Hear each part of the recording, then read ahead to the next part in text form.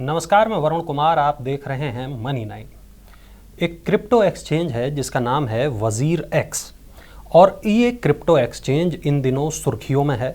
लगातार इसको लेकर मीडिया में तमाम तरह की खबरें सामने आ रही हैं। हाल ही में इन्फोर्समेंट डायरेक्टरेट यानी ईडी ने, प्रवर्तन निदेशालय ने एक रेड की है, इसके ऊपर छापेमारी की कार्रवाई की है, और उसके बाद से मामला और ज़्यादा तूल पकड़ता दिखाई दे रहा है। मामला इस क्रिप्टो एक्सचेंज के स्वामित्व को भी लेकर है। तो आखिर ये पूरा मामला क्या है, वजीर एक्स क्यों सुर्खियों में है, ये क्रिप्टो एक्सचेंज और कितना सुरक्षित यहाँ पर है भारतीय निवेशकों का पैसा, इन्हीं सब बातों पर चर्चा करेंगे। मेरे साथ मौजूद हैं मनी 9 के सीनियर मेरे साथी अभिषेक श्रीवास्तव, जो हमें बताएंगे क्या कुछ चल रहा है आखिर इस पूरे क्रिप्टो एक्सचेंज में, वजीर एक्स में आखिर चल क्या रहा है। अभिषेक, पहला सवाल यही कि वजीर एक्स में चल क्या रहा है। सब ये जो ईडी ने जो छापेमारी की कार्रवाई की है, ये क्यों कार्रवाई की है ईडी ने छापेमारी की, छापेमारी से क्या कुछ बरामद हुआ है और ये पूरा मामला क्या है?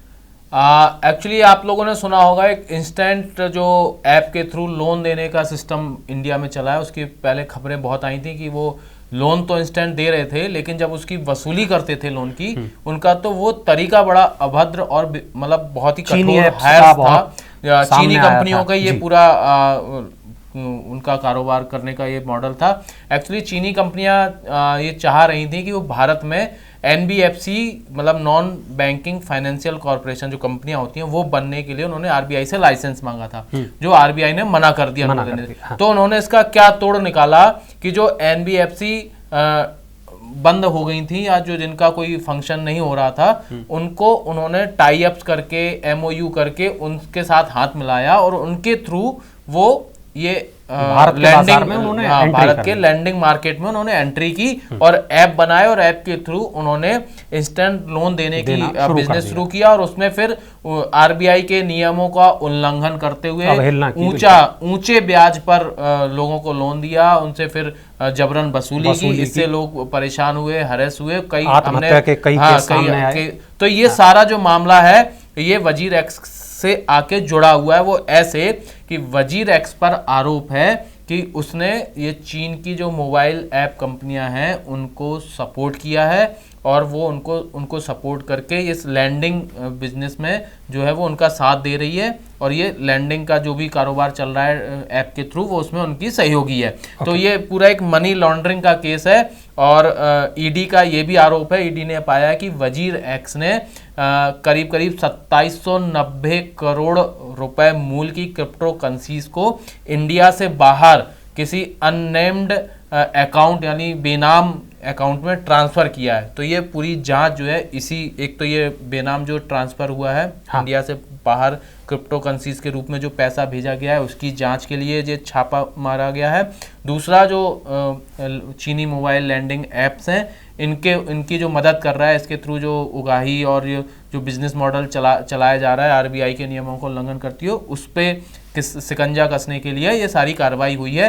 और ये 3 अगस्त को ईडी ने वजीर एक्स के डायरेक्टर के घर पे छापा मारा था, जिसमें एक उनके सारे अकाउंट्स को फ्रीज किया गया है, जिसमें 65 करोड़ रुपए जमा है, वो एकदम सीज किया हुआ है। तो ये पूरा जो मामला है वो मनी लॉन्ड्रिंग और जो अनइथिकल लैंडिंग ऐप के थ्रू जो लोगों को परेशान करने का काम है, ये इस सारा मामला इससे जुड़ा हुआ है। बिल्कुल अभिषेक, एक जो बहुत बड़ा सवाल है वो ये कि हम ये देख रहे हैं कि एक चाइनीज़ कंपनी है, और वो चाइनीज़ कंपनी के ऊपर वजीर एक्स के जो जुड़े हुए कंपनी के बड़े अधिकारी हैं, जो इसके स्वामित्व वाले जो लोग हैं, उन्होंने कहा कि अब वजीर एक्स से हमारा कोई लेना देना नहीं है, ये अब चीन की कंपनी हो गई है, चीन की कंपनी ने इसको खरीद लिया है। और चीन की कंपनी भी मना कर रही है, वो भी कह रही है कि भाई हमने इसको नहीं खरीदा, और ये जो पूरी लेन देन का जो दौर था वो थम गया था, कहीं इसको हमने अभी नहीं खरीदा है, ये जो लेन देन है ये पूरा हो नहीं पाया था। दोनों ही कंपनियां ये कह रही हैं कि ये तुम्हारी कंपनी है, ये तुम्हारी कंपनी है। आखिर वजीर एक्स किसकी कंपनी है? एक्चुअली वरुण जी देखिए, जब कोई हम अच्छा काम करते हैं और कोई भी काम हम शुरू करते हैं नया, उसका रिजल्ट अच्छा आता है तो उसकी उपलब्धि हर कोई अपने नाम करना चाहता है, उसका आगे बढ़ के हम श्रेय लेना चाहते हैं। लेकिन अगर वही काम बिगड़ जाए या कोई गलत काम हो जाए तो उसकी जिम्मेदारी हर कोई नहीं लेता, हर कोई बचता है। तो यहाँ भी यही काम हो रहा है।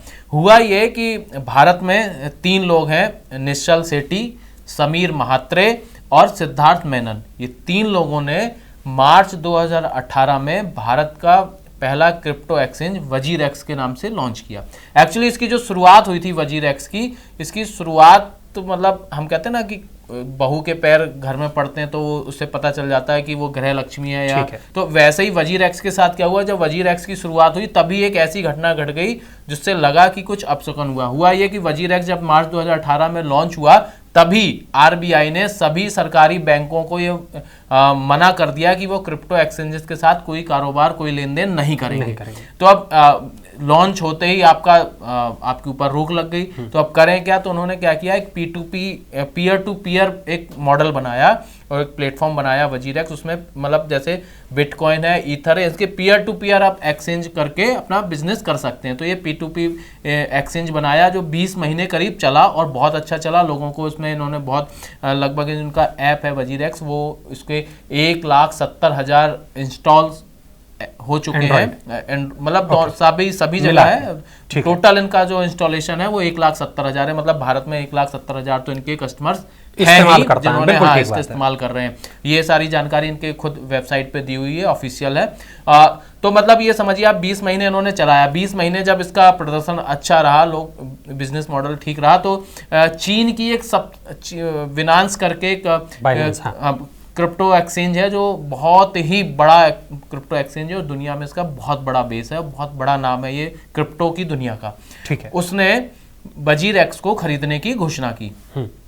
ये आप 21 नवंबर 2019 में ये घोषणा की गई कि वो वजीर एक्स को अब बिनांस जो वो कंपनी खरीद रही है। अब एक्चुअली जब कोई बड़ी बाहर की कंपनी है, जब वो एक इंडियन कंपनी को एक्वायर करती है, अधिग्रहण करती है, तो उसकी प्रक्रिया थोड़ी सी लंबी होती है क्योंकि इसमें बहुत सारी कानूनी प्रक्रियाएं हैं, उनकी मंजूरियां लेनी होती हैं। तो ये अभी प्रक्रिया चल ही रही थी, अभी ये पूरा सौदा पूरी तरह से क्लोज नहीं हुआ था। तो इस जो प्रक्रिया अधिग्रहण की चल रही थी उसी दौरान ये आरोप, ईडी की छापामारी और ये फ्रीजिंग का जो सारा सिस्टम हुआ ये लग गया।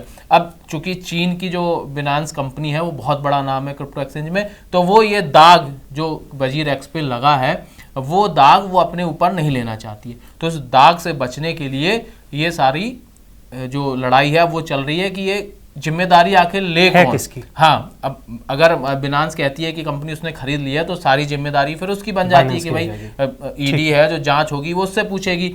तो इसलिए इससे पलड़ा झाड़ने के लिए और अपने आप को, अपना जो दामन है वो साफ रखने के लिए, अपने आप को क्लियर बताने के लिए वो अब इस कंपनी से इनकार कर रही है।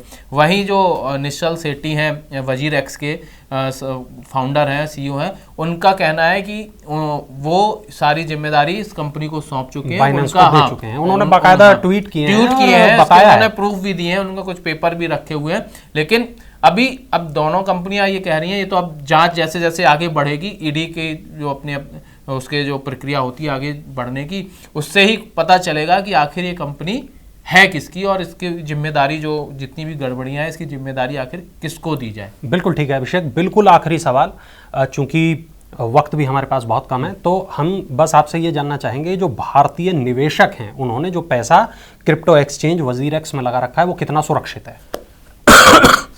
अभी तक ईडी ने जो कार्रवाई की है वो कंपनी के बैंक अकाउंट सीज करने की कार्रवाई की है और उन्होंने जो इसका प्लेटफॉर्म है उसको अभी जैसा चल रहा है वैसे ही चलता है। लेकिन जो विनांस है, जो विनांस ने इनको एक ऑफ एक्सचेंज का रूट दिया हुआ था जिससे जो वजीर एक्स के यूजर्स हैं वो विनांस के प्लेटफॉर्म पे खरीद कर सकते थे, उसको बंद करने की घोषणा विनांस ने कर दी है। मतलब 11 अगस्त से विनांस जो है वो वजीर एक्स के साथ अपना जो ऑफ एक्सचेंज रूट है वो बंद कर देगा। मतलब फिर वजीर एक्स के जो यूजर्स हैं वो विनांस के प्लेटफॉर्म पे कोई खरीदारी, कोई विड्रॉल कुछ नहीं कर पाएंगे। उसके लिए उन्हें बिनांस का ऐप डाउनलोड करके उसमें रजिस्ट्रेशन कराना होगा डायरेक्टली, मतलब वजीर एक्स का नाम हट जाएगा। लेकिन वजीर एक्स ने अभी कल बयान दिया है कि उसने बोला है कि उसका जो निवेशकों का पैसा है वो उसके पास सुरक्षित है और अब हर जो यूजर्स है उसको अपना फुल केवाईसी पहले कराना होगा। केवाईसी जब आपका पूरा हो जाएगा उसके बाद ही आप उसमें विड्रॉ और अपना निकासी कर पाएंगे या नए खरीदारी कर पाएंगे। विदाउट केवाईसी अब कोई काम नहीं होगा, क्योंकि ये आरबीआई का भी नॉर्म्स है और ईडी सारी मतलब कानूनी प्रक्रिया है कि आपको अपने कस्टमर्स के बारे में पूरी जानकारी होना चाहिए कि कस्टमर कहाँ है, क्या है, कैसे पैसा लगा रहा है। तो वो उन्होंने ये नया नियम बनाया, जो कल ही खबर आई है कि केवाईसी फुल केवाईसी वाले कस्टमर्स वो प्लेटफॉर्म से अपना पैसा अभी भी निकाल सकते हैं। लेकिन हाँ, ये बात है कंपनी मुश्किल में है और उसका जो ट्रेड वॉल्यूम है वो 50% घट चुका है ईडी की छापे की कार्रवाई के बाद से। मतलब लोगों में डर है कि कहीं ये एक्सचेंज बंद ना हो जाए। तो यही कह सकते हैं कि भाई समय रहते अगर इससे बाहर निकल लिया जाए तो बेहतर है, क्योंकि आगे जांच में क्या सामने आता है, क्या कार्रवाई होगी, ये अभी कहना मुश्किल है। बिल्कुल। तो इस वक्त की जो एक बड़ी खबर है वो है क्रिप्टो एक्सचेंज WazirX से जुड़ी हुई। ये तमाम वजहों से, जैसा हमने अभी चर्चा की कि ये जो एक्सचेंज है WazirX वो सुर्खियों में है। लगातार सोशल मीडिया में इससे जुड़ी खबरें सामने आ रही हैं। ट्विटर पर एक पूरा बज़ बना हुआ है। ईडी की कार्रवाई हुई है और साथ में कंपनी इंटरनल परेशानियों के दौर से भी गुजर रही है। आगे क्या होगा वो देखने वाली बात होगी। जो भी अपडेट होगा Money9 आप तक पहुंचाता रहेगा। आप जुड़े रहें Money9 के साथ।